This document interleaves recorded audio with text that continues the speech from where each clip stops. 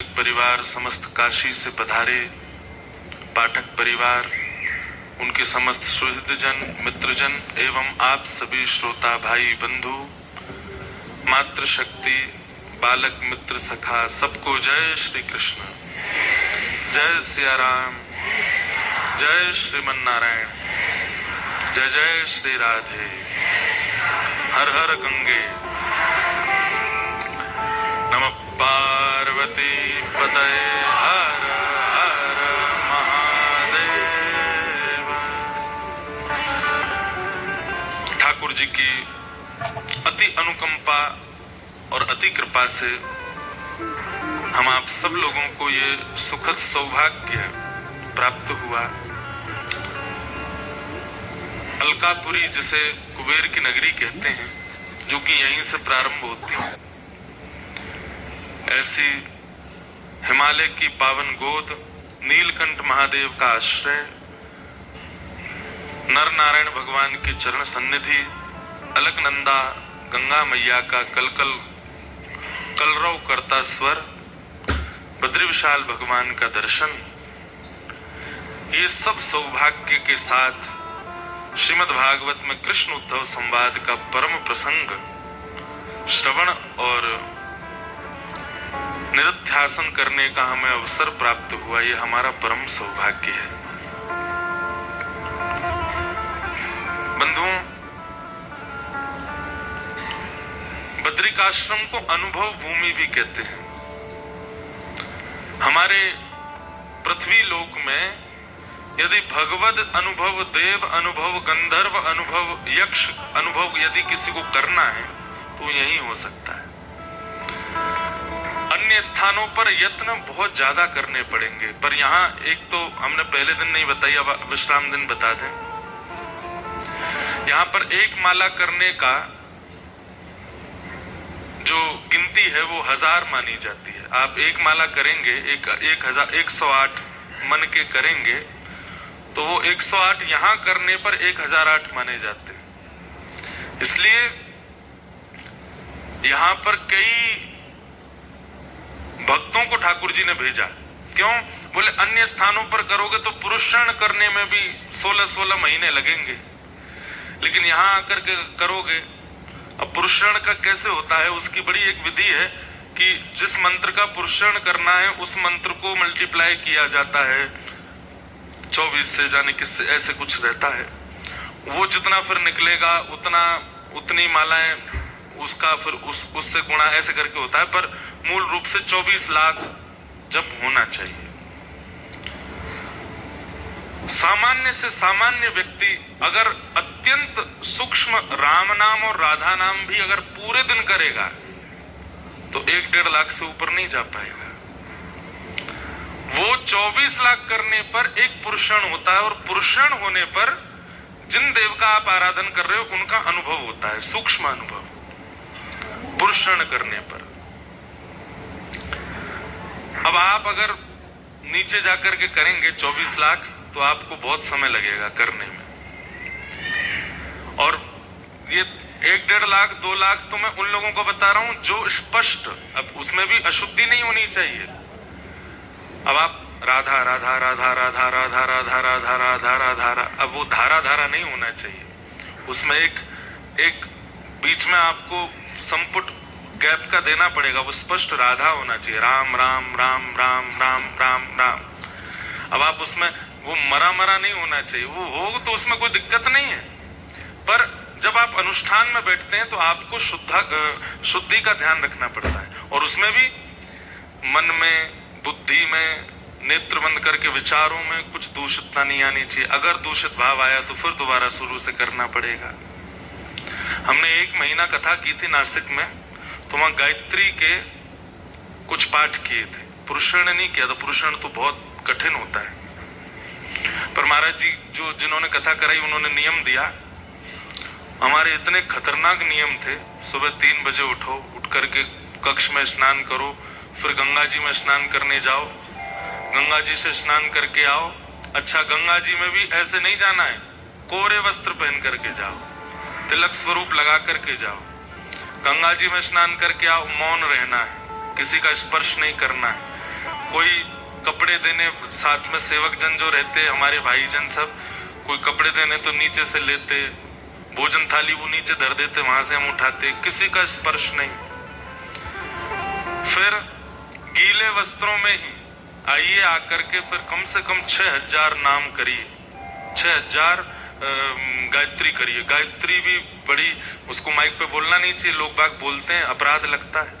आप ये समझ लीजिए बस गायत्री का विस्तार है श्रीमद् भागवत। उस गायत्री को हम कैसे बोल सकते हैं माइक पर, कैसे बोल सकते हैं खुले स्वर में? वो अत्यंत गूढ़ है। श्रीमद् भागवत गायत्री का विस्तार है। तो गायत्री का पुरुषण हुआ, मतलब कुछ जाप किए, कितने किए ये बताना नहीं है। महाराज जी की आज्ञा हुई, दीप जला करके बैठो, गायत्री मैया की उपासना करो, और बैठ करके फिर करते। हम लगभग 4:30 बजे बैठते, 10 बजे उठते, सुबह दिन के 10 साढ़े 10 बजे, तब वो जब पूर्ण होता है।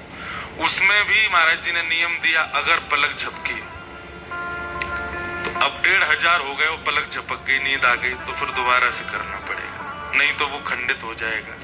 और नहीं, अगर अब मैंने पूछा महाराज जी अगर हम चोरी करके आगे करने लग जाएं तो नींद आ गई, 1500 हो गया, लेकिन फिर भी करने लग गए तो बोले फिर उसका प्रतिफल अच्छा नहीं होगा। देवताओं को गरज नहीं पड़ी कि आप उनको पुकारो, लेकिन अगर आप उनको पुकार रहे हो तो उनकी अनुकूल परंपरा और उसकी शुद्धता से रहो।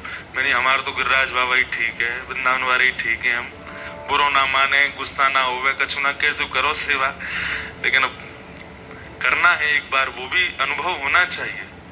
साधन देखो, कई बार ऐसा होता है कि हम ब्रजवासी वृंदावनवासी साधनों को बहुत छोटा मान लेते हैं, पर अगर साधन इतने छोटे हैं तो फिर बनाए क्यों? ऐसा नहीं है, साधन भी कभी कभी करने चाहिए, पर बहुत साधन नहीं होने चाहिए। पर कभी करो तो पूर्ण निष्ठा से करो। एक यज्ञ करो साल में, 2 साल में, 5 साल में, लेकिन वो ऐसा करो कि उसमें कोई कमी ना रहने पाए। एक अनुष्ठान करो लेकिन ऐसा करो कोई कमी ना रहने पाए। करना चाहिए कभी कभी। जैसे मैं कल परसों बता रहा था ना, धन का व्यय, उसके 5 विभाजन भगवान ने बताए उद्धव को, उसमें से पहला बताया धर्माय, तो करना चाहिए यज्ञ के रूप में, अनुष्ठान के रूप में। फिर दोपहर का नियम था कि 10 बजे जब पूरा करो फिर कुछ पाओ, 12 बजे फिर स्नान करने जाओ, स्नान करके फिर आओ, फिर अपना अध्ययन करो, फिर प्रसाद पाओ, 3 बजे से कथा होगी तब बोलो, कथा पूरी करके 6 बजे फिर स्नान करने जाओ, फिर स्नान करके आओ, और हर बार नए वस्त्र धारण करो। वहीं से हमको खड़ाऊं महाराज जी की आज्ञा से, और कथा से पूर्व, कथा के बाद मौन, ये महाराज जी ने आज्ञा की। उस जाप में हमने कई आचार्यों का दर्शन किया जो प्रत्यक्ष रूप से पृथ्वी पर नहीं, अपने पूज्य नाना जी का अनुभव किया जो कि शरीर से इस धराधाम पे नहीं। इसका मतलब ये नहीं कि वो मुक्त नहीं है इसलिए वो दिखे, उनका एक विशेष दर्शन, मत ऐसे नहीं कि वो आगे बैठ गए हों, पर नेत्रबंद किए हुए, उनकी कोई आज्ञा, उनका कोई अनुग्रह, उनकी कोई कृपा, उसका अनुभव हुआ। कहने का अभिप्राय क्या है, वो हमने नासिक में किया, और वहां 30 दिन में भी हम पूरा कोटा नहीं कर पाए, अधूरा रह ही गया थोड़ा सा। फिर महाराज जी ने अंत में कहा कि हम करा देंगे, आप यज्ञ की पूर्णाहुति करो। लेकिन जिस धाम पर आप बैठे हैं, यहां एक माला करने पर 108 बार नाम जपने पर 1008 माना जाता है। यहां पुरुषण करना बहुत सरल है, इसलिए ठाकुर जी ने कई वैष्णवों को भेजा है यहां पर कि यहां जाओ। उद्धव को भी यहीं भेजा, और जो माना में सरस्वती नदी का दर्शन आप करते हैं, उससे ऊपर वहां सामान्य जैसे जा नहीं सकते, परमिशन लेनी पड़ती है। वहां मुचकुंद गुफा है, भगवान के परम भागवत श्री मुचकुंद जी महाराज को भगवान ने यहां भेजा। क्यों? मुचकुंद की कथा सुनी आपने? वही नरसिंह मेहता बन करके आए। तो मुचकुंद जो थे देवताओं का जब दैत्यों के साथ युद्ध हुआ तो कहा कि भाई हमारे पार्टी में, हमारे देवताओं के साथ में एक परम धर्मावलंबी होना चाहिए साथ में। तो उस समय देखा गया कि सबसे बड़ा धर्मात्मा कौन, तो बोले मुचकुंद है। मुचकुंद आए, युद्ध हुआ। तो मुचकुंद ने ऐसा युद्ध करवाया इतना अद्भुत कि देवता सब आनंदित हो गए। तो देवताओं ने कहा वरदान मांगो। तो मुचकुंद बोले मैं बहुत दिन से सोया नहीं हूं, इतने साल युग बीत गए, मैं सो नहीं पाया हूं, मुझे निद्रा चाहिए, सो लूं। तो शयन के लिए गए। बोले जब तुम्हें कोई उठाने आएगा तुम्हारे नेत्रों से एक ज्योति निकलेगी जिससे वो जल करके भस्म हो जाएगा। भगवान श्री कृष्ण मथुरा से द्वारिका पलायन करने की सब योजना बना रहे थे। उसी समय काल यवन आ गया और काल यवन भगवान के पीछे पीछे दौड़ा। तो ठाकुर जी दौड़ करके मुचकुंद गुफा एक हमारे ब्रज के पास भी है, वहां दौड़ करके गए और वहां जाकर के मुचकुंद के ऊपर अपनी काली कमली उड़ा दी। सो रहा था मुचकुंद और स्वयं दुबक गए। अब काल यवन ने आकर के जैसे देखा, अच्छा छिप करके यहां सो गया है, ये सोचता है मुझे दिखेगा नहीं। उसने जैसे ही अपना पाद प्रहार किया, मुचकुंद उठ के बैठ गए, नेत्र खुले तो ज्योति निकली, जल करके भस्म हो गया। घबरा गए। तभी इधर उधर देखा तो यहाँ ठाकुर जी खड़े थे। ठाकुर जी प्रसन्न हो गए। मुचकुंद ने कहा भगवान मेरे से अपराध बन गया। मैंने एक व्यक्ति को बोले अपराध नहीं, वो अपराधी ही था, उसका वध तुम्हारे हाथ में ही होना था, हो गया। तब मुचकुंद ने कहा भगवान मुझे आपके दर्शन तो हो गए, पर क्या मेरी सदगति होगी? क्यों? क्योंकि मैंने युग तो निकाल दिए सोने में, मैंने कुछ किया, कोई साधन नहीं किया, कोई नाम नहीं किया, कोई जप नहीं किया, कोई तप नहीं किया, मैं तो बस सोता ही रहा युगों युगों तक। मुझे कुछ बताइए, मैं कुछ साधन करके तप करके आपको प्राप्त करना चाहता हूं। मुझे ऐसा लग रहा है कि मैंने कुछ किया नहीं और आप मेरे सामने खड़े हो गए, मुझे कुछ तो साधन करने दीजिए। ठाकुर जी बोले अब तुम साधन करने बैठोगे? इतने युगों तक तुम सोए हो, उन युगों का अगर तुम साधन करोगे तो युगों तक साधन करना पड़ेगा, तब जाकर के तुम्हारा साधन पूर्ण होगा।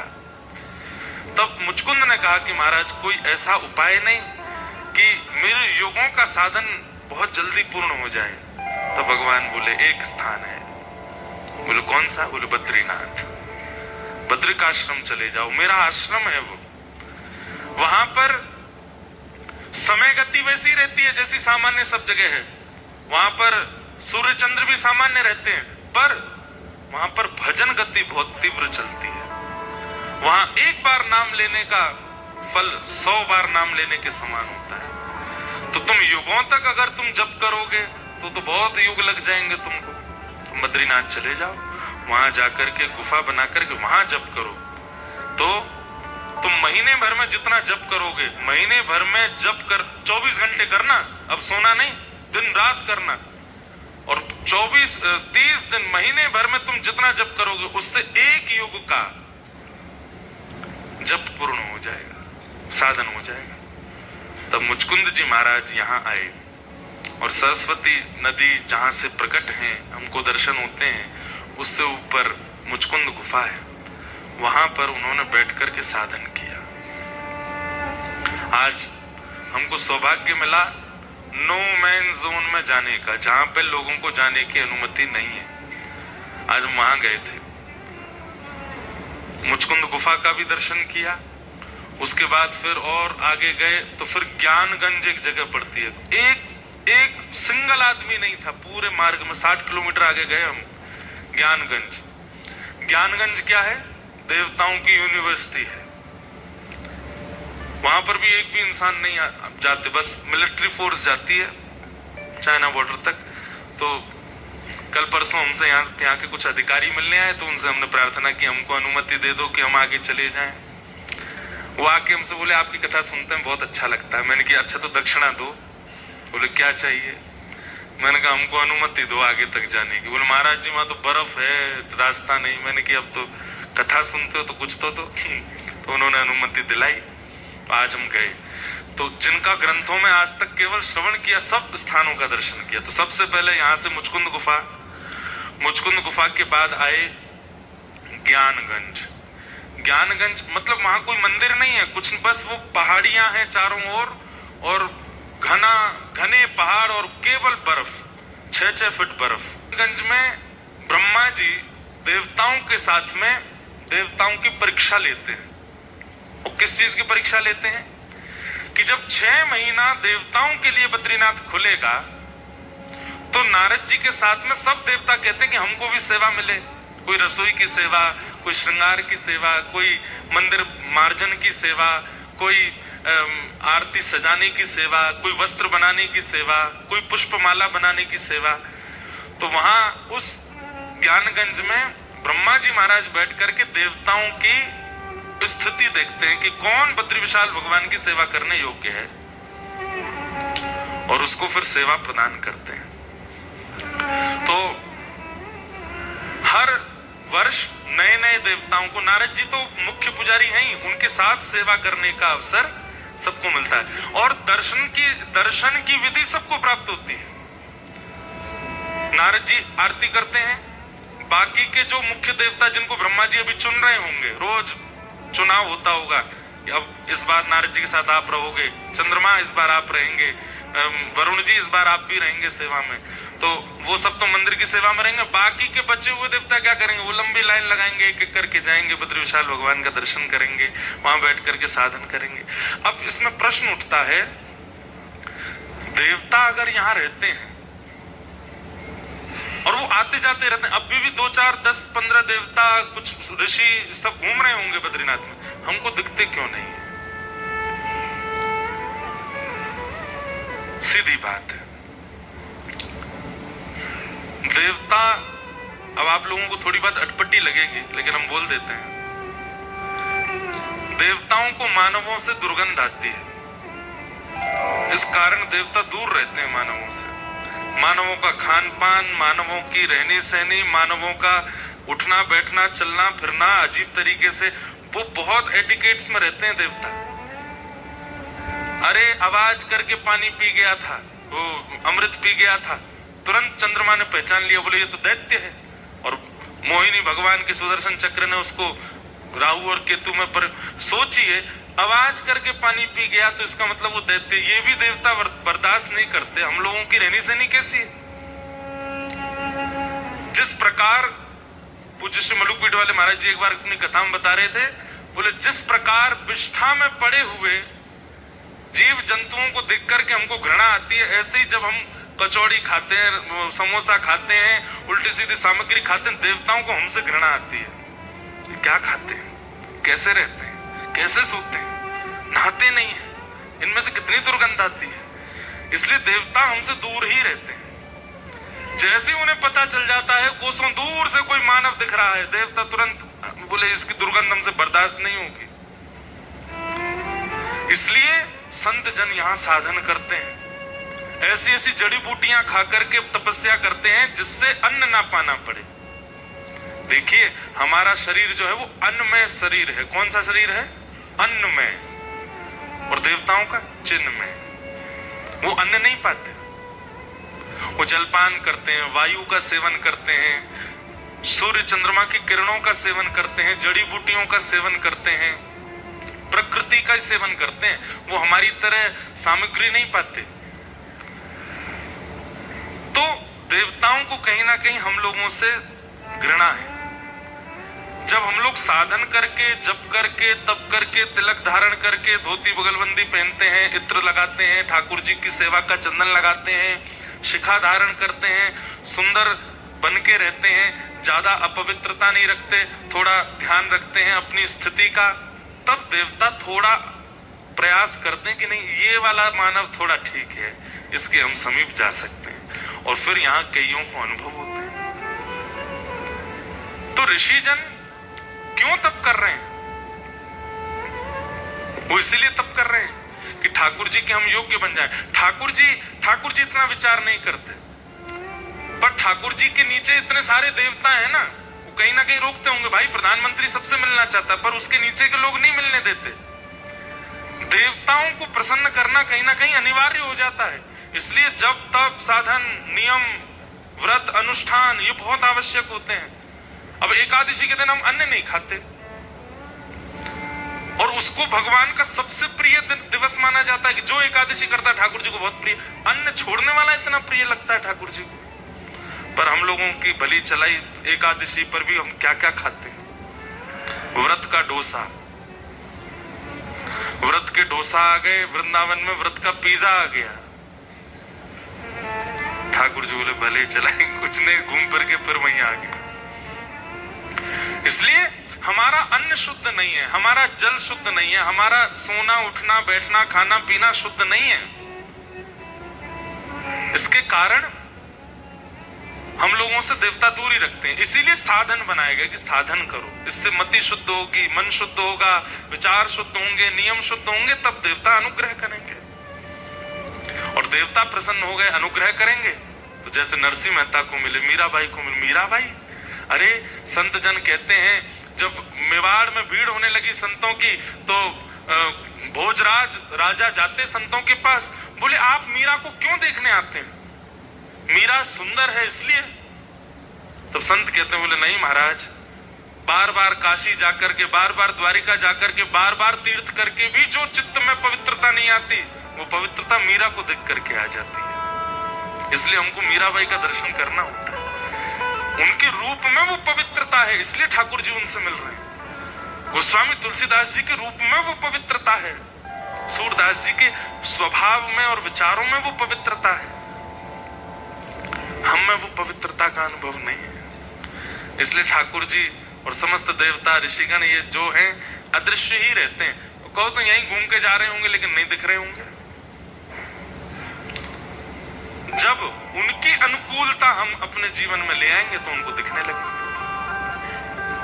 ऐसे ऐसे संत आज भी बद्रीनाथ में आपको एक वस्त्र में घूमते हुए संत दिख जाएंगे। उनको देख करके ठिठर जाओगे आप, ये कैसे घूम रहे हैं। मैं मंगला दर्शन करने के लिए गया, बद्री विशाल भगवान की अभिषेक के लिए।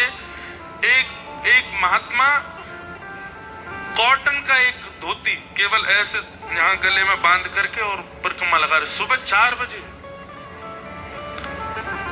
खाद चौक जो कल महाराज जी पधारे, एक वस्त्र में घूमते हैं आप। 14 वर्ष तक सतोपंथ में तप किया। उनकी पवित्रता देखो, उनका रूप देखो, उनकी त्वचा का स्पर्श देखो, उनकी वाणी देखो, उनके नेत्र देखो, सब में पवित्रता है। क्यों नहीं मिलेंगे ठाकुर जी उनसे? हम लोगों की वो पवित्रता नहीं है, इसलिए हमको अनुभव नहीं होता। तो आज फिर वहां ज्ञानगंज का दर्शन किया। कुछ मंदिर नहीं है, बस चलते रहो गाड़ी में, देखते रहो, उतरना मत। बाहर माइनस में टेम्परेचर है, बहुत ठंड है। फिर उसके बाद आया नागताल। ये सरस्वती जी जो यहाँ आपको माना में दिखती हैं, ये सरस्वती जी पूरी हमको 60 किलोमीटर तक दिखी पीछे। तो नागताल पड़ा, वहां कोई रास्ता नहीं है नागताल जाने का, ऐसा पहाड़ है। और वहां पे अपनी रिस्क पर आप लोग कैसे भी करके जाना चाहो तो दर्शन करने जाओ। 800 मीटर पैदल चलना पड़ता है बर्फ में। हमारे आर्मी के और मिलिट्री के जवान तो वहां खूब थे, वो लोग सब उनके बने हुए थे। नागताल का दर्शन किया, फिर उसके बाद और आगे गए और ऊपर गए। हम लोग अभी हैं 10,000 फीट पर और हम आज होके आए 18,000 फीट पे। वहां श्वास नहीं मिलती, कपूर संग्रह के ले जाने पड़ते हैं। जिनका स्वास्थ्य अनुकूल नहीं है उनको जाने के लिए मना भी किया जाता है। क्यों? फिर वहां से नीचे आने नहीं देंगे देवता, कहेंगे चल बेटा वैकुंठ ही चलिए, ये रहो बगल में, आयो इतने पास तक ही चल रहे। तो वहां श्वास नहीं है, ऑक्सीजन नहीं है। फिर आगे गए और 1-2 स्थान और रास्ते में दिखे। फिर उसके बाद दर्शन हुआ देवताल। पर देवताल हम नहीं पहुंच पाए। 6 किलोमीटर पहले ही इतनी बर्फ थी वहां पर कि गाड़ियां जा ही नहीं सकती। तो फिर हमारे भारत के वीर जवानों ने वहीं रुकवाया। साक्षी गोपाल भगवान भी गए थे साथ में महाराज जी के, और उनके साथ सारे हमारे जो भारत के वीर हैं सब इतने भावुक हो गए, क्योंकि वहां इंसान जाते ही नहीं है। वो 10-15 लोग हैं, वो ही रहते हैं। वहां महीनों बाद कोई गया होगा। तो देख कर कितने खुश, तो कुछ सुना दीजिए, कुछ बता दीजिए, कुछ अच्छा बोल दीजिए। कोई असम के हैं, कोई महाराष्ट्र के हैं, कोई कहीं के हैं। हमारे मन में एक भावना आई कि भैया आत्मा के दाता तो परमात्मा हैं और देह के दाता हमारी भारत की जो मिलिट्री है, जो आर्मी है, इन्हीं के कारण हमारा देह जीवित। हमने पूछा यहाँ पे नेटवर्क तो आते नहीं, आप घर पे कब बात करते हो? बोले महाराज जी हफ्ते में एक दिन बात करते हैं बस।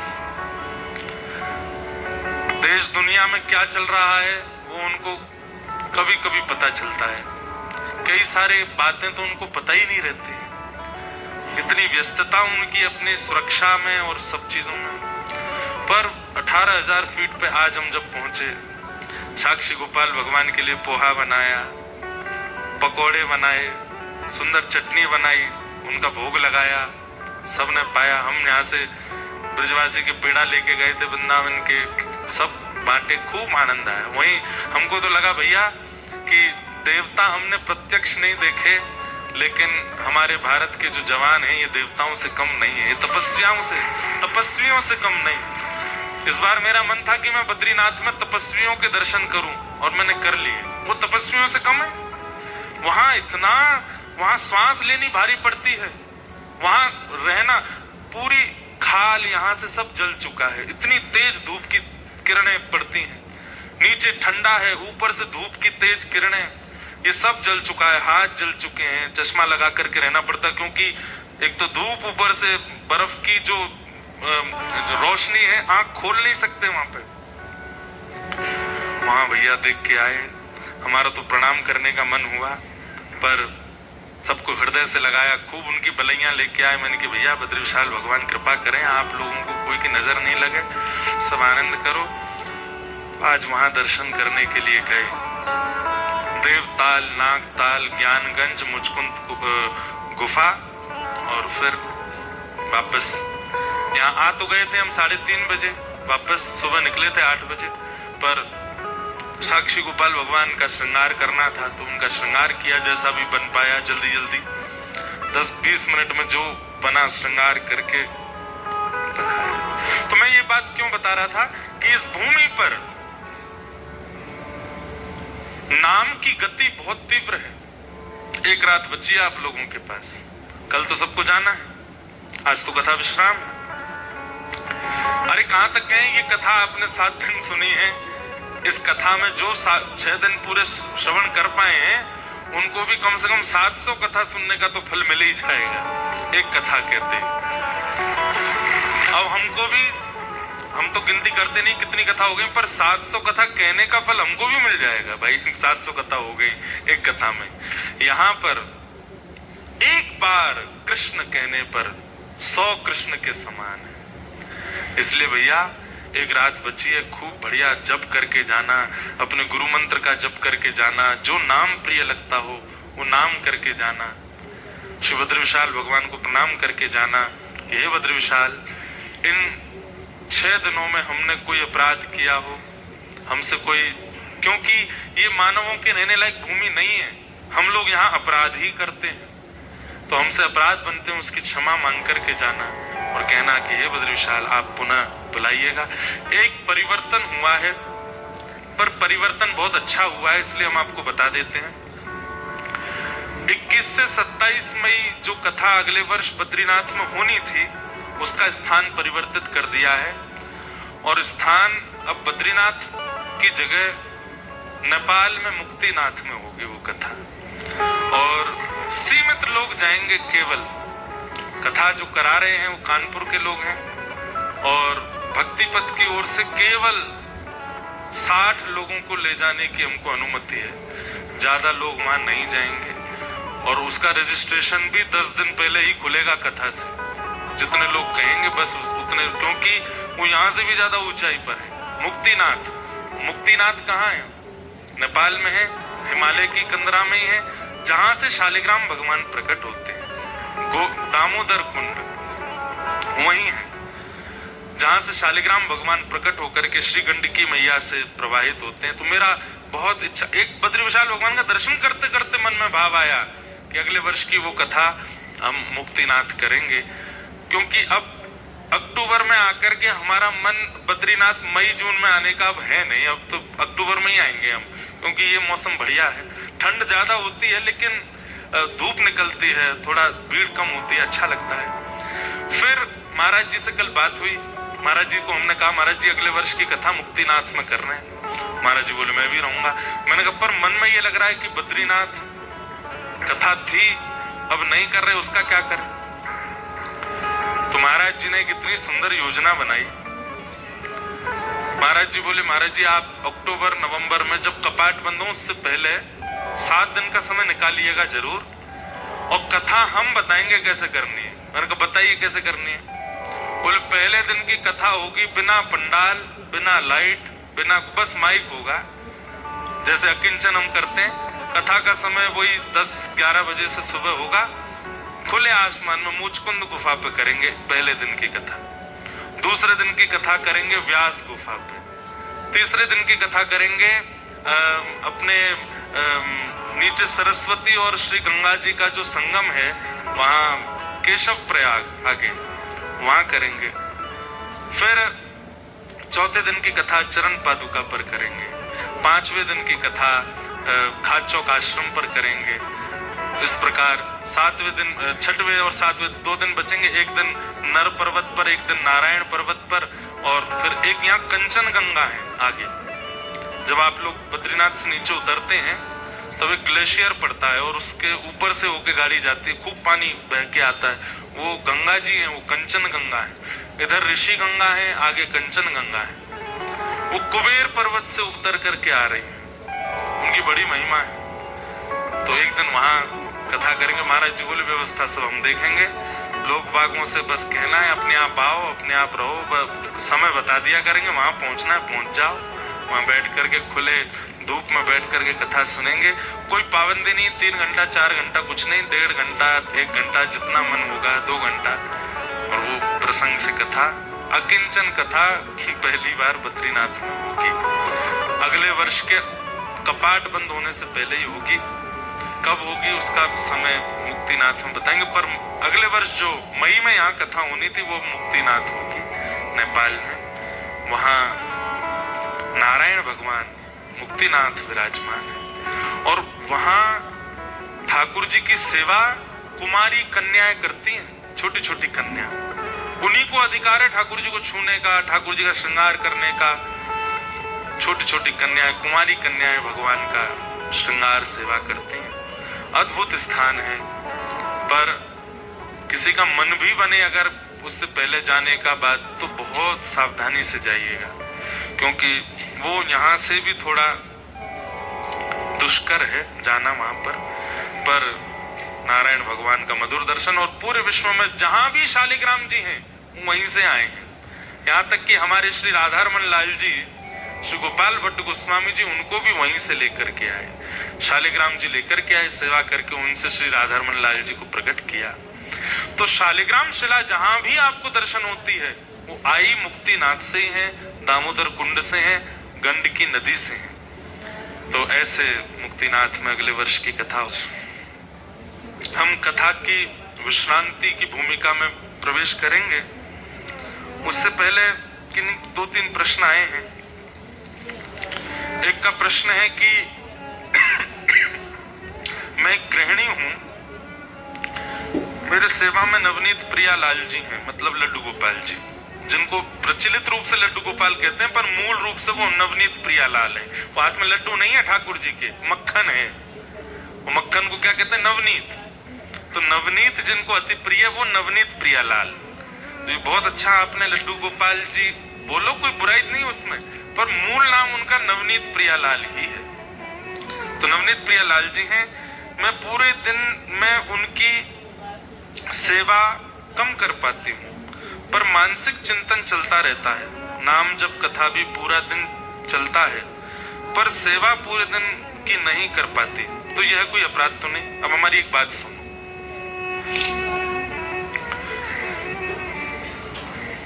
ध्यान से सुनिएगा। बालक का जन्म हुआ घर में, अब मां कह रही है मैं तो सुबह दूध पिला सकती हूँ, बाकी के पूरे दिन आप देखो इसको, मेरे से तो नहीं हो पाएगा। हाँ, मुझे इससे प्यार बहुत है, मुझे अच्छा बहुत लगता है, गोद में लेने का मन बहुत होता है, पर मैं पूरे दिन इसको अपनी गोद में नहीं रख सकती, आप लोगों को देखना पड़ेगा। तो ठीक है, अच्छे ससुराल वाले होंगे तो कह देंगे, सास ससुर कहेंगे तो कोई बात नहीं, तेरे हम खिला लेंगे बच्चे को। पर सार्वजनिक रूप से भी ये बात सुनने में अटपटी लगेगी ना। एक माँ कैसे कह सकती है कि मैं अपने बालक को पूरा दिन नहीं रख सकती अपने पास। आपने उनको नवनीत प्रिया लाल कहा है, लाल मतलब लाला। या तो आपकी अभी उनके प्रति बुद्धि नहीं बनी है कि वो आपके लाला हैं, आप उनको अभी भी पाषाण मान रहे हो, अभी भी उनको धातु मान रहे हो, अभी भी उनको मूर्ति मान रहे हो, तो ही आपके चित्त में ये भावना बन सकती है कि ठीक है, एक बार सेवा हो गई, बाकी समय ठीक नहीं। आप उनके प्रति जब प्रत्यक्ष भाव रखोगे, आप रात में सो नहीं पाओगे। हर 10 मिनट में आंख खुलेगी, अब क्या कर रहे होंगे, अब क्या हो रहा होगा, अब ठाकुर जी कुछ कह रहे हैं क्या, इनकी कुछ इच्छा हो रही है क्या, ऐसी भावना चित्त में प्रकट होगी। तो हमारी प्रार्थना है, इधर देखो, इधर देखो, यहां देखो, इधर उधर नहीं देखना। ठाकुर जी को जब लाल मानते हो तो लाल भाव से ही उनकी सेवा में रहो। ये एक मैया का प्रश्न नहीं है, बहुतों का प्रश्न है, इसलिए ध्यान से सुनो। ठाकुर जी को कितनी पीड़ा होती होगी कि सुबह बस मुझे उठा देते हैं, श्रृंगार करके आरती करके भोग लगा चले, पूरे दिन फिर मेरे को पूछते ही नहीं है। हाँ, मेरी ही कथा सुन रहे हैं दूसरे कमरे में, मेरा ही चिंतन कर रहे हैं दूसरे कमरे में, पर मेरे पास नहीं आते। मैं क्यों आया इनके घर? इनके घर में कोई सोने चांदी तो लगे नहीं है, मणि तो लगे नहीं है, मेरा त्रिलोक तो चलना नहीं है यहाँ से, जो मैं इनके घर आया हूं तो सौभाग्य मानिए ना कि मैं आया हूं। एक क्षण भी ठाकुर जी को जितना ज्यादा, मैं ये नहीं कह रहा कि आप पूरे दिन बैठे ही रहो, पर जितना ज्यादा हो सके ठाकुर जी की मधुर सेवा करो। और वो तभी होगी जब आपके चित्त में ये भाव सुदृढ़ हो जाएगा, ये पाषाण नहीं, लाला ही है। संबंध बनाइए और बहुत प्रगाढ़ रूप से बनाइए। भक्तमाल जी में सिलपिल्ले भगवान की कथा आती है। किनकी? सिलपिल्ले। अब सोचिए कैसे भगवान, एक संत एक व्यक्ति के यहां गए, ठाकुर जी की मधुर सेवा करी, बोलो भद्र विशाल भगवान। आगे चलो। श्रीमन नारायण नारायण नारायण, श्रीमन नारायण नारायण नारायण, भजमन नारायण नारायण नारायण, श्रीमन नारायण नारायण नारायण, श्रीमन नारायण नारायण नारायण, श्रीमन नारायण नारायण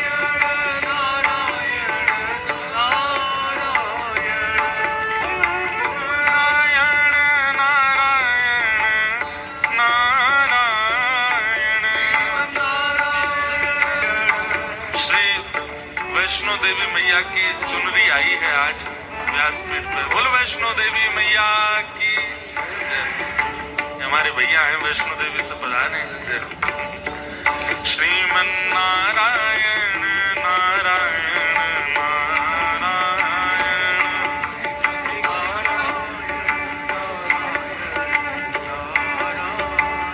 ओ भजमन नारायण नारायण नारायण, श्रीमन नारायण नारायण नारायण, लक्ष्मी नारायण नारायण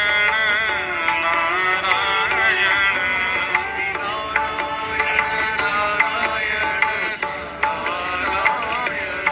लक्ष्मी नारायण नारायण नारायण, लक्ष्मी नारायण नारायण नारायण, नारायण नारायण नारायण,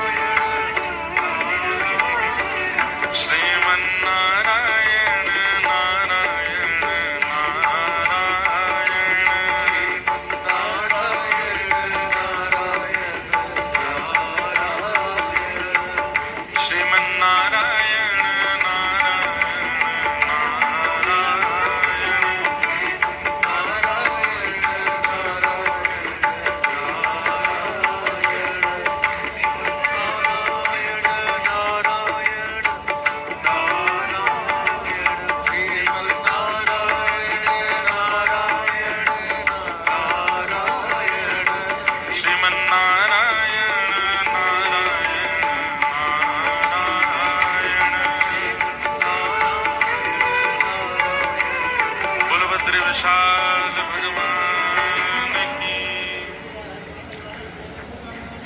पूज्य हमारे मध्य में बद्रीनाथ वाले पूज्य महाराज जी श्री बाल योगेश्वर दास जी महाराज, जिनकी अहेतुकी कृपा हम आप सब पर हुई है, साक्षी गोपाल प्रभु के प्रत्यक्ष दर्शन कराने के लिए आप बद्रीनाथ पधारे।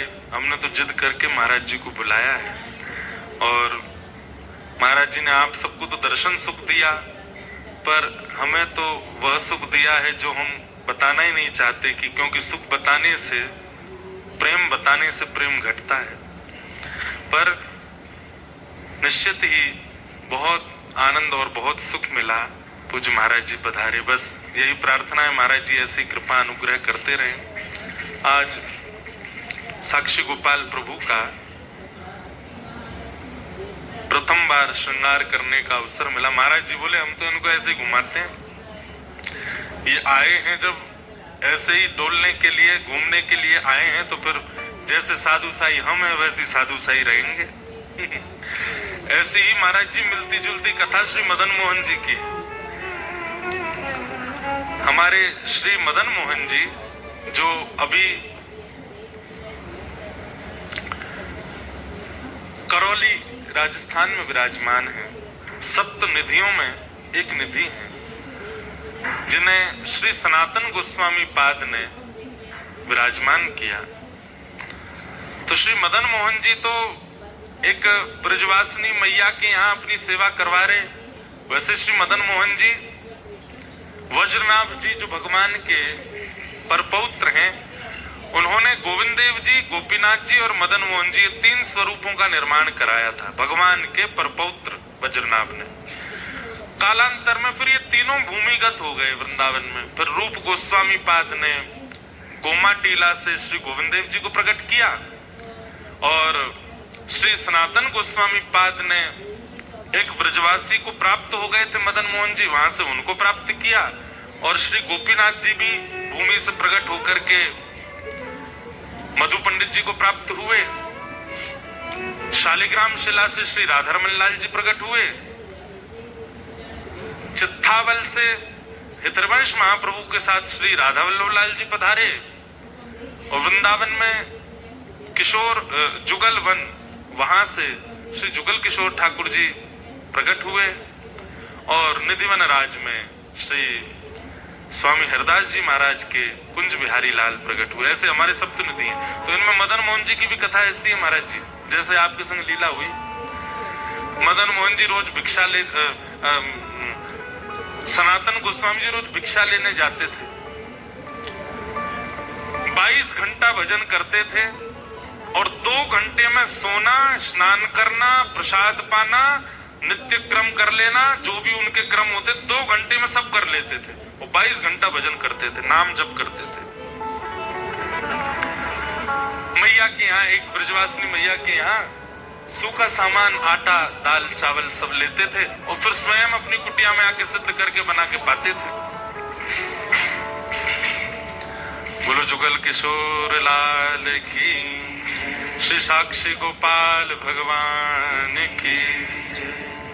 अब इन्हें विराजमान होने दो, फिर आगे हम सुनाएंगे। तब श्यामा हृदय कमल सो प्रगट्यो, श्यामा हृदय कमल सो प्रगट्यो। अब हमको 20 मिनट मिले थे श्रृंगार करने के। हमने वस्त्र तो पहना दिए, पर मन में बहुत था कि और श्रृंगार कर दें और रज रज के सजावें। तो श्रृंगार में कोई चूक रही हो तो हम क्षमा मांगे आपसे।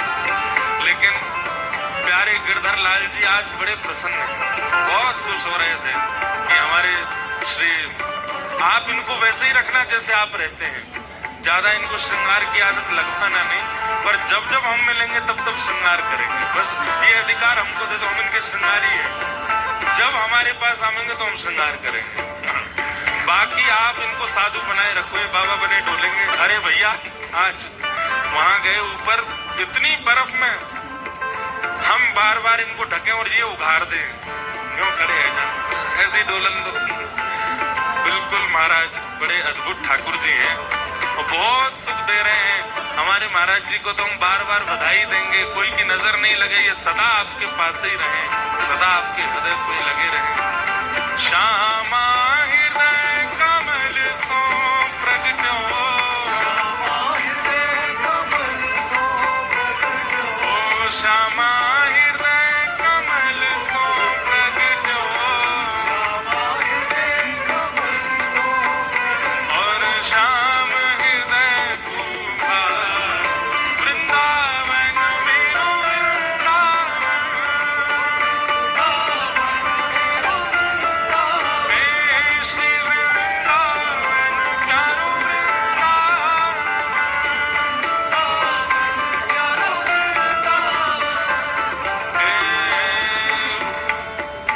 हाँ सब सुख सागर रूप उजागर रहे वृंदावन धाम सब सुख सागर रूप उजागर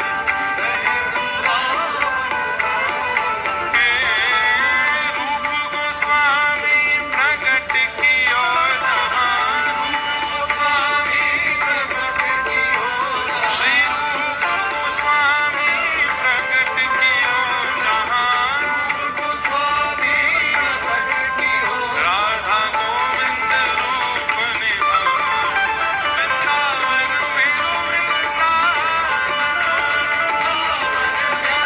हे श्री वृंदावन प्यारो वृंदावन रूप गोस्वामी प्रगट कियो जहाँ राधा गोविंद रूप निभाओ वृंदावन मेरो वृंदावन हे श्री वृंदावन मेरो वृंदावन हे विहरत निस्दिन कुंज गलिन ब्रज जन मन सुख धाम विहरत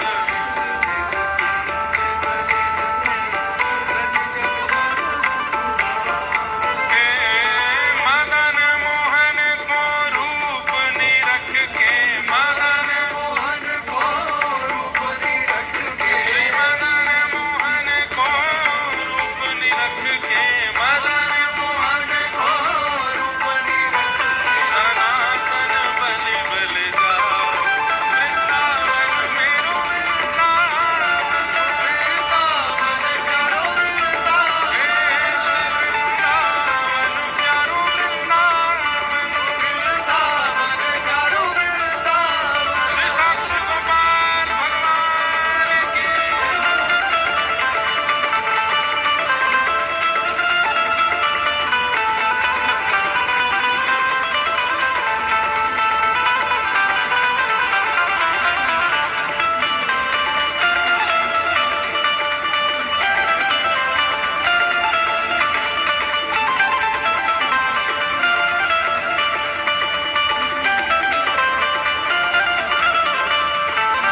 महाराज जी सुंदर लग रहे हैं जय हो सबरे भैया भलैया ले लो कोई नजर नहीं लगे इनको जय हो बोलो साक्षी गोपाल प्रभु की जय आज भैया कितनी बड़ी कृपा है द्वारिका से चल करके जो स्वयं पूरी भारत की यात्रा पर निकले हैं आज कथा के विश्राम में यहाँ सुंदर श्रृंगार धारण करके बद्र विशाल प्रभु के यहाँ आप सबको दर्शन दे रहे हैं आप सबन को प्यारे साक्षी गोपाल जी के मधुर दर्शन की बधाई हो अरे नेक जोर तो बोलो बधाई हो बधाई हो बधाई हो हे वृंदावन मेरो वृंदावन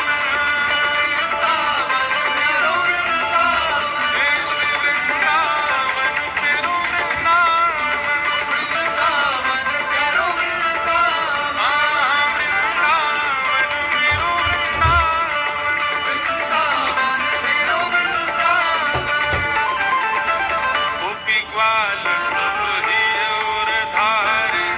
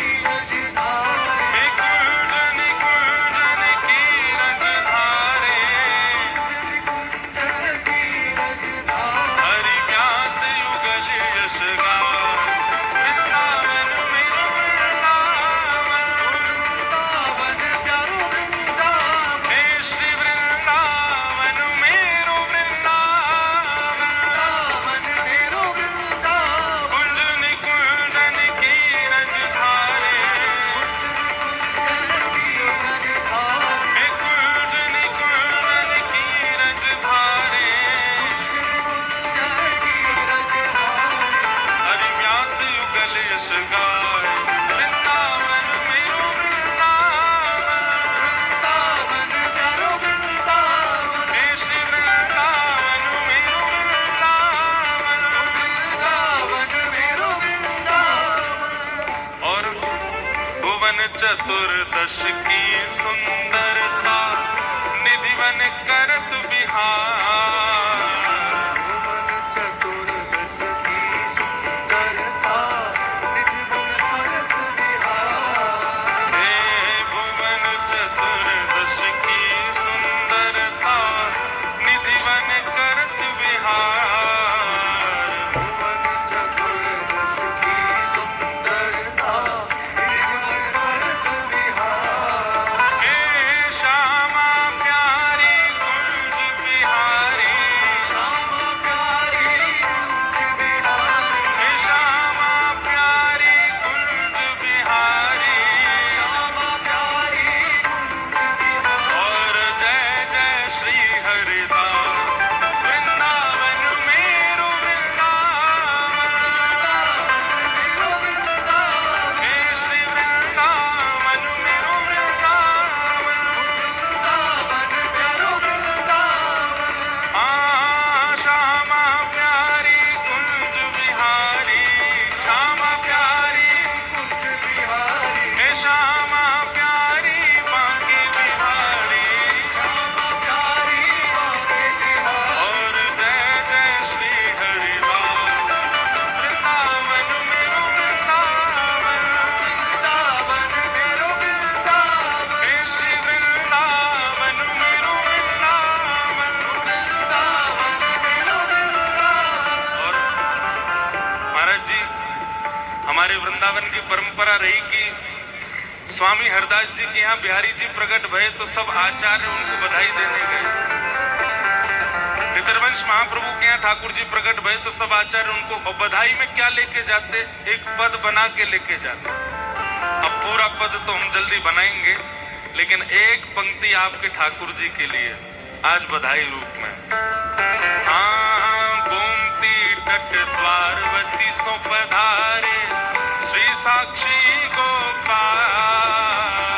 गोमती तट द्वारवती पधारे, श्री साक्षी। हाँ, गोमती तट द्वारवती सो पधारे, श्री साक्षी गोपाल।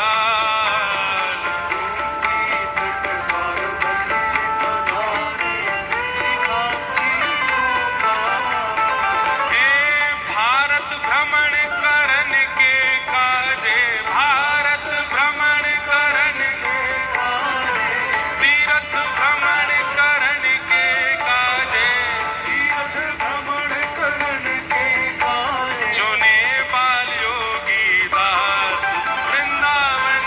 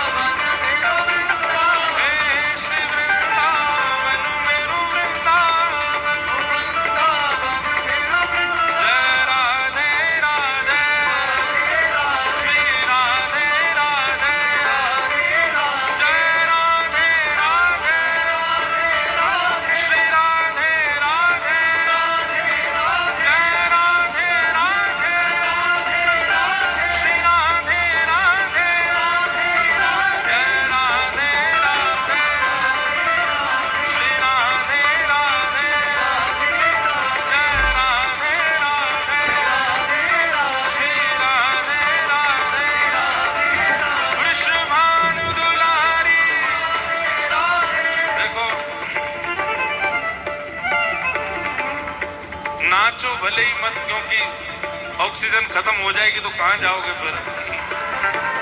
पर ऊंचे स्वर में गाओ, विश्व भानु दुलारी श्री कृष्ण प्यारी ब्रजवास दुलारी हरिदास प्यारी जय राधे राधे श्री राधे राधे जय राधे राधे श्री राधे राधे जय राधे राधे राधे श्री राधे राधे जय राधे राधे श्री राधे राधे जय राधे राधे जय राधे राधे जय जय श्री राम जय जय श्री राम जय जय श्री राम।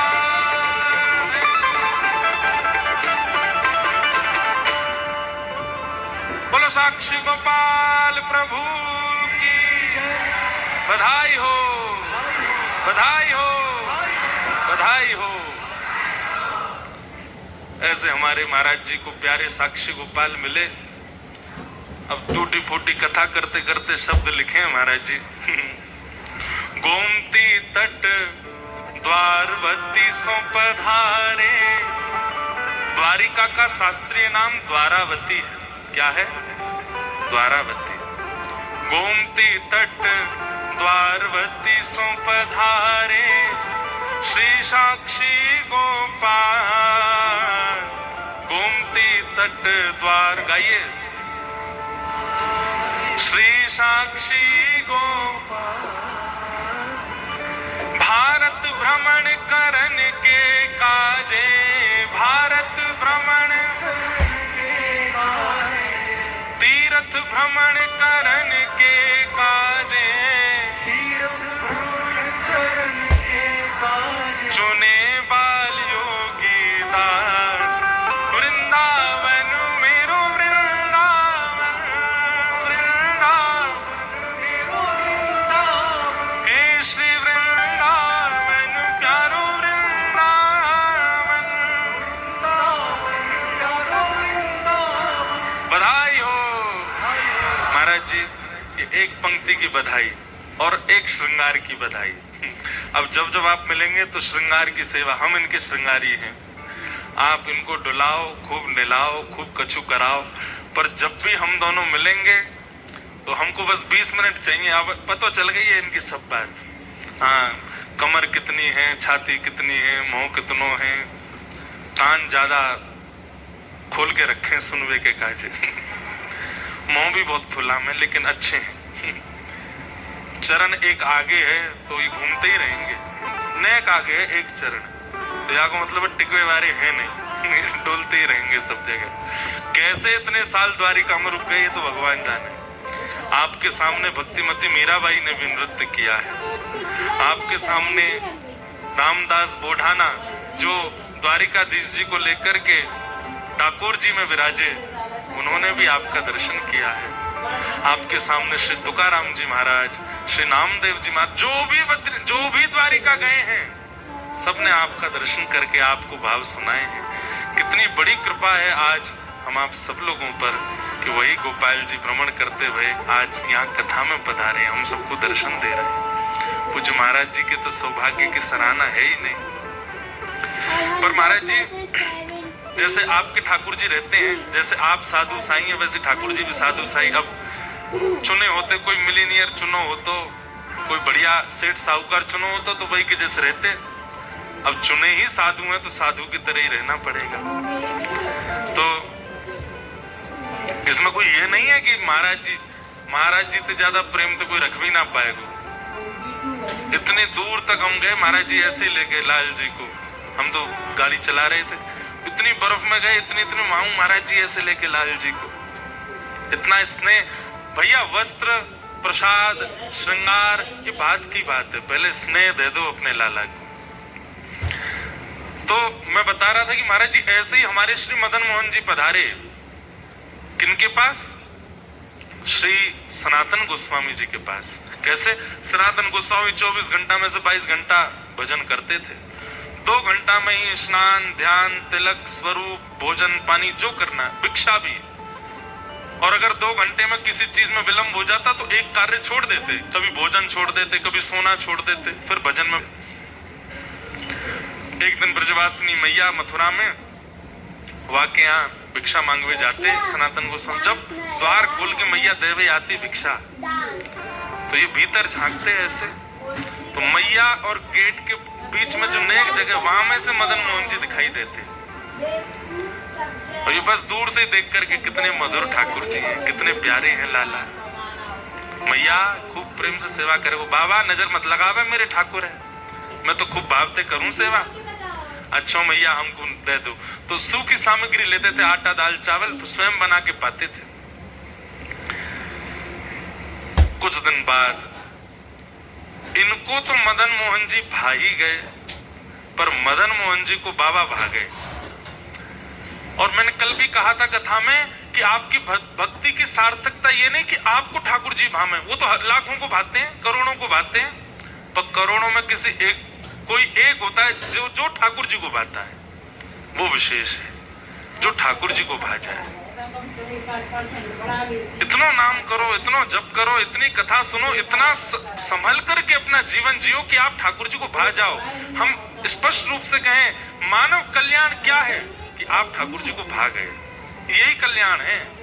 बाकी आप चाहे काशी में कितने भी यज्ञ कर लो, बद्रीनाथ में आके कितना जप कर लो, कितनी भी तपस्या कर लो, सब साधनों से ठाकुर जी आपको मिलेंगे, हो सकता है। पर मिलना एक बात होती है, मिलते तो हम सबसे हैं, पर हमें कोई भा जाए, ये विशेष बात है।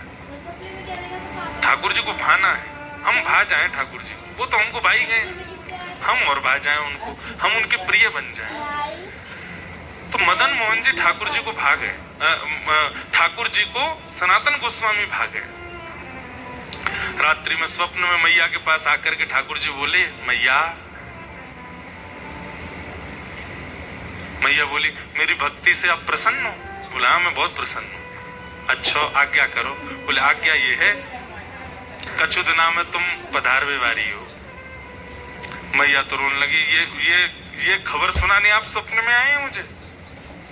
अरे मैया, मैं तो तू को चिंतित करवे आया हूं, कछु दिना में तू पधार जाएगी और फिर तेरे घर वाले सब युद्ध करेंगे मेरे काजे, कौन के पट में मैं जाऊंगा, तो अब ही निश्चय कर जा, मेरी सेवा कौन करेगा? मैया बोली, आप बताओ, आपने कोई चुने, कोई आपको भागे हो तो? बोले मैया भा तो गयो, लेकिन तेरे घर को ना है। वो कहाँ को है?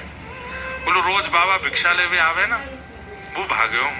अरे वो बाबा नेक्सी से कुटिया में रहे, सूखो आटो ले जाए, यमुना जल मिला के टिक्कर बना के पावे, बाकी यहाँ रहोगे? बोले हाँ मैया, वो भाग हो, वही के पास रहूंगा मैं, मेरी सेवा में कोई कमी आप ना, मैं बहुत प्रसन्न हूं आपकी सेवा से, पर आगे की मुझे अपनी व्यवस्था भी तो देखनी, मैं कहां जाऊंगा? वही बाबा को मुझे दे दे। ब्रजभाषा समझ रहे हो ना? बड़ी मुश्किल अंत तो आज निकली है। जाते जाते बद्री विशाल भगवान को भी ने याद तो करा जाए ब्रज की। तो मैया सुबह सुबह उठी, आज बहुत भावुक है भैया, किसी की सेवा 10 हमसे पूछो, हमारे लाल जी तो अभी 5 वर्ष के भय, महाराज जी के तो अभी 5 महीना के भय हैं, हमारे 5 महीना है गए हैं? हाँ, गंगा दशहरा से तो हो ही गए लगभग। अपनी सेवा कोई कैसे छोड़ सकता है? मैया बोली 40 साल से सेवा कर रही हूं इनकी, और आज किसी और को देने में मेरे प्राण निकल रहे हैं, कैसे करूं? पर ठाकुर जी की आज्ञा है। द्वार पर सनातन गोस्वामी आए भिक्षा लेने। आज भिक्षा में कोई सामग्री नहीं, अपने ठाकुर जी को सौल में लपेट करके मैया लाती है। बोले बाबा ये भिक्षा। मैया ये क्या कर रही हो आप? ये आपके ठाकुर जी हैं। बाबा के तो हाथ पांव कांपे, क्योंकि इच्छा तो हो रही है, हाथ तो आगे बढ़ रहा है पर चरण पीछे जा रहे हैं। बोले ये कैसे हो रहा है? मैया बोली मैं रोज आपसे कहो करती, मेरे ठाकुर जी को नजर मत लगाओ, लगाए गए। अब इनको आप भागे हो और इस स्वप्न में आए कि कह रहे मैं तो बाबा ते सेवा कराऊंगा। मैं कहा करूं, ले जाओ, खूब प्रेम से सेवा करियो बाबा, अच्छो अच्छो बना के पवाए करियो, बहुत चटोर हो मेरो लाला। सुबह उठते ही दूध और लड्डू ते भोग लगावे, बाल भोग में मक्खन खावे, बड़ो बड़ो पराठो खावे, फिर राजभोग में 3-4 साग ते कम पावे नाए और 1 बिलांद रोटी पावे, इतने चावल पावे। और रात्रि में शयन में ऐसो, संध्या में ऐसो। बाबा बोले मैया मैं 1 टिक्कर 2 दिन चलाता हूं,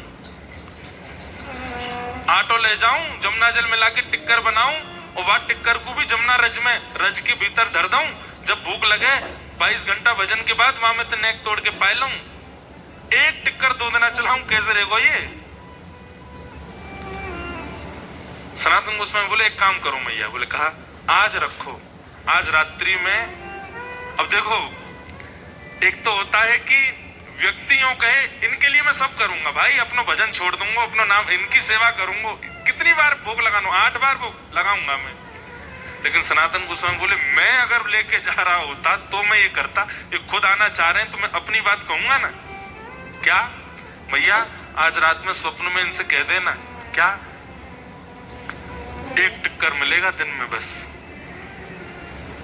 और वो भी रूखा टिक्कर, ना नमक ना साग ना दाल ना चावल ना कचू।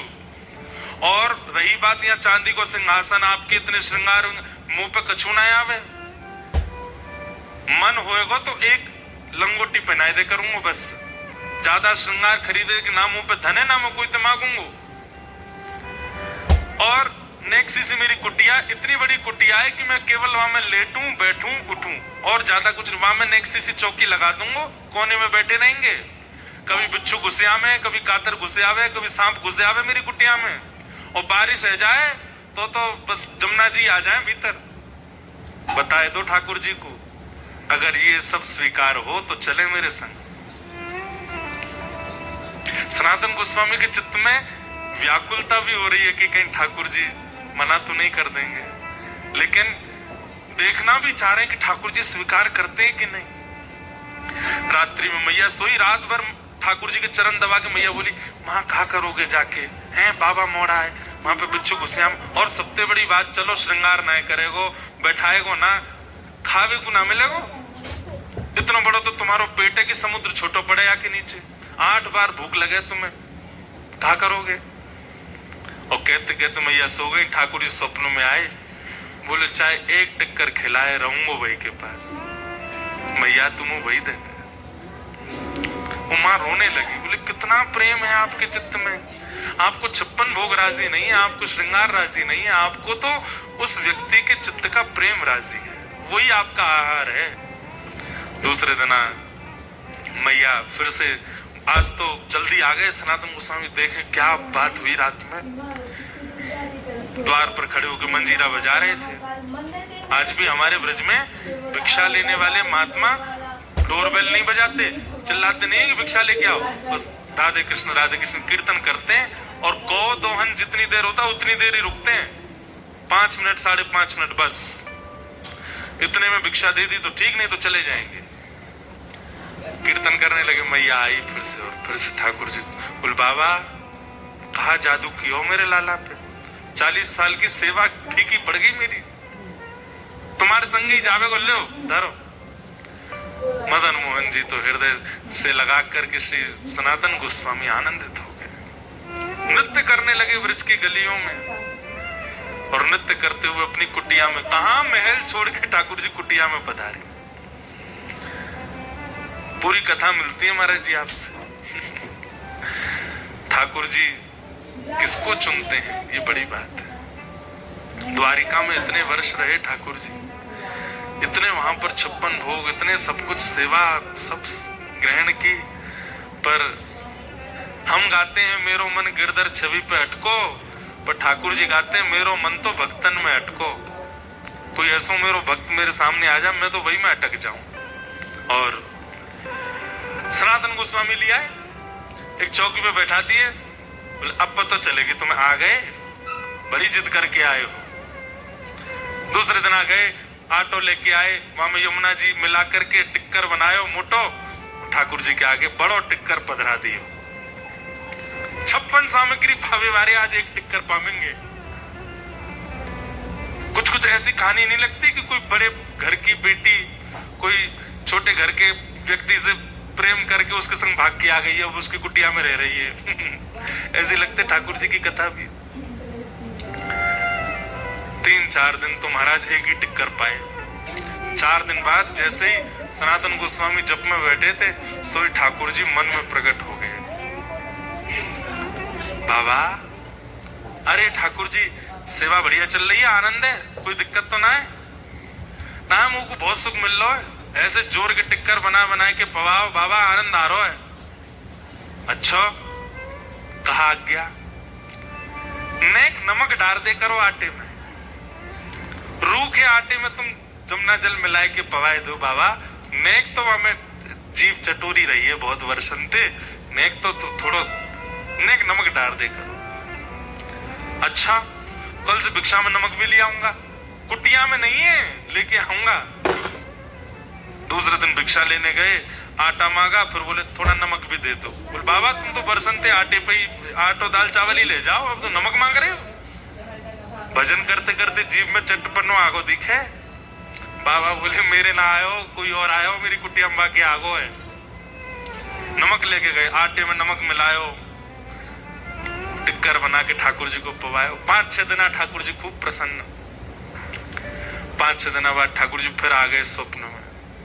बाबा कैसे हो लाल जी, आनंद? हम बहुत सुख है, अब तो नमक को स्वाद आवे टिक्कर में।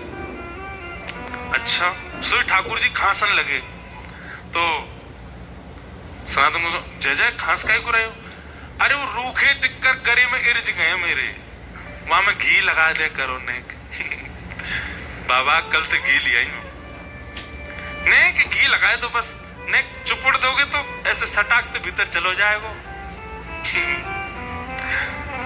सनातन गोस्वामी के नेत्र भर आए, बोले कल से घी भी ले आऊंगा। टिक्कर में नमक भी डाले बना के, फिर वहां में घी लगा मैं, फिर ठाकुर जी को पधरा। 5-6 दिन ठाकुर जी को प्रेम से पाए, फिर से आ गए।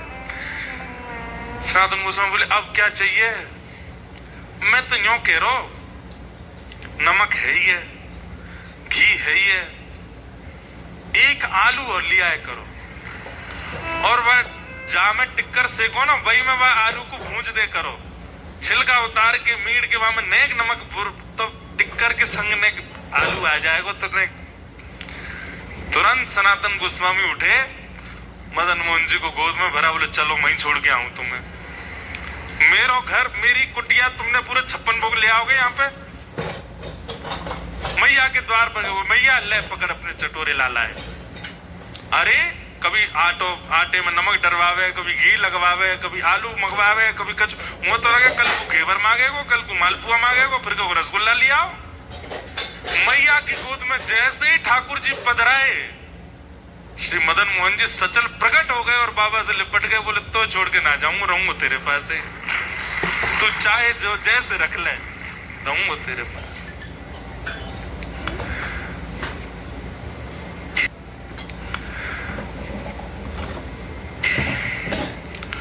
ऐसे प्रिय हम कब बनेंगे? महाराज जी तो बन गए, आ गए ठाकुर जी, हम कब बनेंगे? हमारे भी गिरधर लाल जी आ गए, फिर भी लगता हम कब बनेंगे? ठाकुर जी स्वयं पधारे, ये भक्ति की सार्थकता है भैया।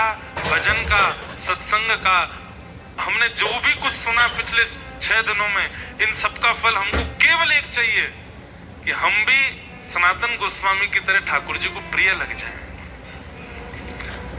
अपनी प्रत्येक घड़ी में, प्रत्येक क्रिया में ये विचार किया करो कि मेरे लाला मुझे देख रहे हैं, अगर मैं ये करूंगा या करूंगी तो उनको बुरा तो नहीं लगेगा। आपकी प्रत्येक क्रिया इस भाव से हो जाए कि ठाकुर जी को प्रिय लगे। देखना आएंगे आपके पास भी, अपने आप आएंगे ठाकुर जी, कह के आएंगे कि मुझे लेके जाओ अपने साथ। यही हमारी भक्ति की सार्थकता है। आज बद्री विशाल इस क्षेत्र में जब 100 गुना हो जाता है, यहां बस यही प्रार्थना करो बंधुओं, सब ठाकुर जी से सब प्रार्थना करते हैं, पर मेरे चित्त में एक भावना आती है कि ठाकुर जी से प्रार्थना करो, हे ठाकुर जी हमें दीन बना दो। हम दीन नहीं है, हमारे अंदर दैन्य नहीं है, हमारे अंदर सरलता नहीं है, हमारे अंदर वो गुण नहीं है जो आपको प्रिय लगता है। आज बद्री विशाल भगवान से कहो, हे नाथ वो गुण मुझे दीजिए जो आपको प्रिय हो, जिससे आप प्रसन्न रहते हो। अभी गिरिराज जी में भोरी सखी का प्रसंग सुना रहे थे, उनका एक पद भी है, श्री राधे मोहे ऐसो, अब मुझे याद नहीं, सुनाता हूं। श्री भोरी सखी गाती, एक मिनट रुकना, पद खोलता हूं। और किशोरी जी से यही प्रार्थना करते हैं कि हे किशोरी जी मुझे ऐसा बना दो जिससे मैं आपको प्रिय लगूं।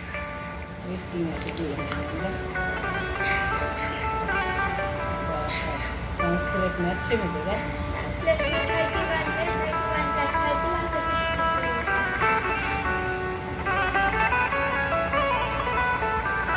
अब मिलेगा ना, 80 में से 62।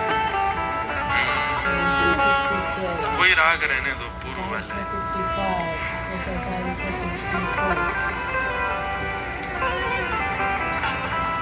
55, साइंस में B1 में लोग है और हिंदी में B1 में लोग है।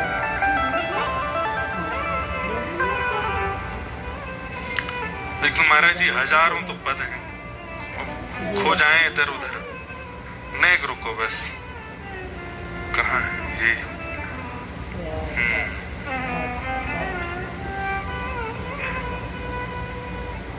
हाँ, क्या कह रहे हैं? देखो ये वरदान मांगना चाहिए ठाकुर जी से। श्री भोरी सखी कहती हैं